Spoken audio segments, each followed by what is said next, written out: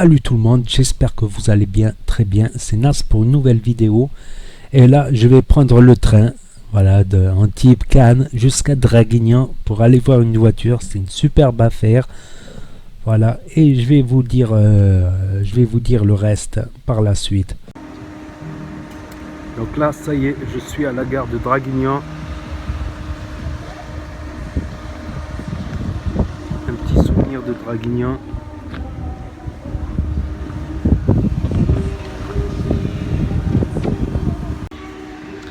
Voilà, ça y est, je suis à la gare de Draguignan, là, j'attends les mecs de Draguignan. Et ouais, je les attends tous, là, je vais défendre Mohamed Eni. Yo, on brouille contre les mecs de Dragui. Tu parles, il y a des cités à Dragui, il paraît. Il paraît qu'il y a des banlieues quand même. Comme quoi? Il y a deux mecs, ils arrivent, deux mecs de Draghi. Ils débarquent, ouais, tombe les baskets, on veut tes baskets. Je lui ai mis une patate, KO direct. Son collègue, il vient, esquive, patate, KO direct, les deux KO. De là, il y a le mec dans le mirador, il me tire dessus, j'esquive, je prends un caillou, je lui jette, KO. Le directeur de la prison, il vient, il me met une patate, esquive, balayette, je saute, il me met un coup de pied, esquive, patate, KO. La vie de ma mère, frère. Tu me crois pas? Ben, me crois pas. Me crois pas, frère. C'est la hype, ça. Ça, c'est la promenade. Retiens bien. Hein, les mecs de Draghi, hein? Sinon, là, j'attends quelqu'un. Comme ça, on va aller voir une petite voiture et on va voir qu'est-ce que ça donne. Donc hier, celle que j'ai vue à Nice, ça a un peu foiré. Ça, c'est pas finalisé.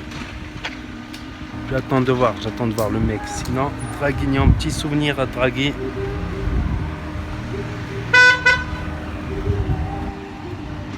Donc le mec il m'a mis un faux plan et il n'y avait plus de train. J'ai pris un billet de train retour et la plupart des trains ils étaient avec réservation. 100 km j'ai fait pour rien. Parce que tout simplement il a effacé l'annonce et il a remis l'annonce à un prix plus cher. Parce qu'il a vu qu'à ce bon prix là il a eu trop de coups de téléphone. Et il a regretté, mais il aurait dû me le dire. Comme j'ai dit, je suis pas à quelques centaines d'euros près. Je suis pas à quelques centaines d'euros près, je lui ai dit. Débattre avec eux, c'est pas que débattre à la baisse, ça peut être débattre à la hausse.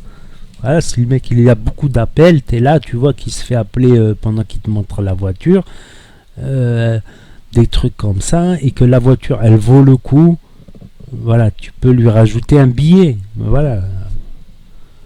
Me faire galérer comme ça pour une voiture, pour rien.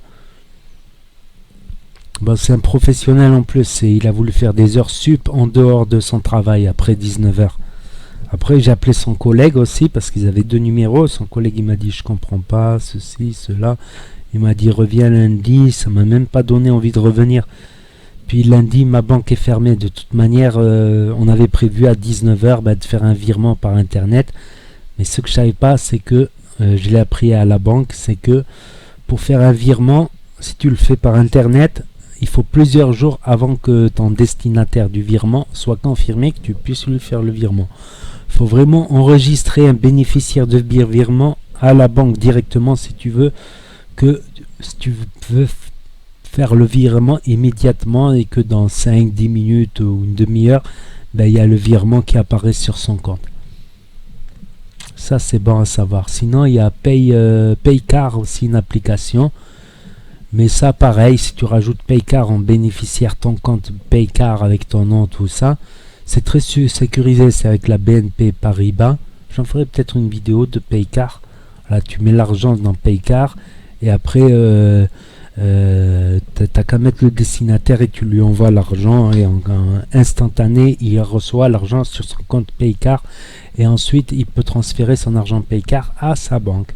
Donc ça, c'est intéressant. Et vu que c'est la BNP qui fait ça, ça peut être très intéressant.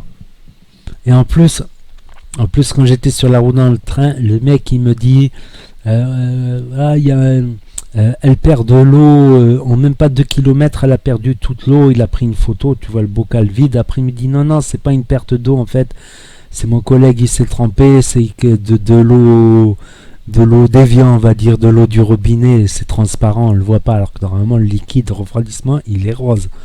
En général il y a peut-être d'autres couleurs, mais en général il est rose, le liquide refroidissement. Ah tiens, j'ai J'ai un message pour une voiture. Une voiture prix fort, mais une superbe occasion quand même. Et au moins le mec il déclare ce qu'il y a à faire dessus comme affaire. À méditer. Donc moi j'en ai rigolé et tout. J'ai dit bon mais attends, je suis dans le train, je vais venir quand même. Il m'a dit ouais ben non c'est de l'eau. Mais tu mets pas de l'eau de robinet dans un circuit de refroidissement. Pourquoi? Parce que l'eau du robinet c'est calcaire et l'eau de refroidissement il rentre dans les moteurs. Voilà, il y a comment dire, des tunnels dans le moteur en métal, donc ça passe pour refroidir autour des cylindres. Donc ça circule, l'eau de refroidissement, il circule à l'intérieur du moteur. Ça peut calcairiser. Forcément, de l'eau chaude, ça peut calcairiser par du calcaire. Et si ce calcaire, par exemple, il se détache un jour du métal et qu'il te bouche une durite, bah, ton moteur il peut éclater. Il peut éclater, ou une mauvaise circulation du liquide de refroidissement et ton moteur n'est pas voué à à durer longtemps. Et un jour, tout ton moteur il va lâcher. Donc ça c'est un risque. Après c'est un bon prix, mais c'est un risque. C'est-à-dire que si le mec d'avant, le propriétaire d'avant, parce que c'est un professionnel qui l'a racheté, si le propriétaire d'avant il a roulé que quelques jours ou quelques mois avec de l'eau du robinet, on va dire ça passe. Mais s'il a roulé style des années et des années qu'avec de l'eau du robinet, c'est mort. C'est-à-dire, à part si tu veux faire que de la ville, que tu roules pas beaucoup, tu veux faire que de la ville et que cette voiture tu vas pas en tirer 1 an ou 2 et après tu la revends dans une casse. Tu vois le délire? Ça passe pas. Ça passe pas. Donc je sais pas si je vais revenir. Et il a remis le prix cher en plus, alors qu'il y avait de l'eau du robinet dedans. Wesh. Non. Je crois que je vais pas le reprendre. Déjà, pour le principe qui m'a fait galérer, c'est comme l'autre qui a pété un plomb. Non, tu la prends maintenant, je te laisse pas réfléchir. Si tu veux réfléchir un jour, eh ben, je te la vends plus. Ça, et l'autre, ben, c'est dommage, parce que le premier, je l'aurais peut-être repris. Mais le premier qui m'a montré la voiture, il a beaucoup menti. Le deuxième, il a omis des détails comme le ciel de toit. Et pour moi, comme j'ai dit, le ciel de toit, c'est important quand je fais des vidéos en voiture. Autant qu'on ne voit pas un truc qui bouge derrière, quoi. Autant voir une voiture nickel.